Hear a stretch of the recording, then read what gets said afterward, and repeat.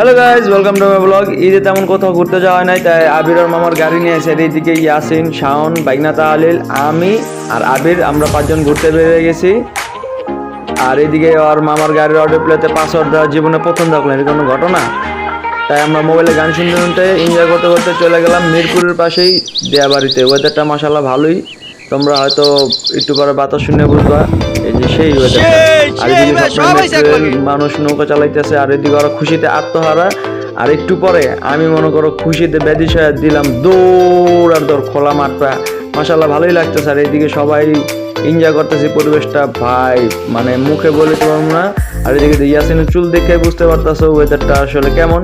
শাওন ওদের এনজয় করতেছে, আর এইদিকে রাসেল ভাইপের কথা শুই না আমি ভাইরে ভাই খিচ্চা দিছি তোর, কারণ রাসেল ভাইপারের যে মারাত্মক আতঙ্ক।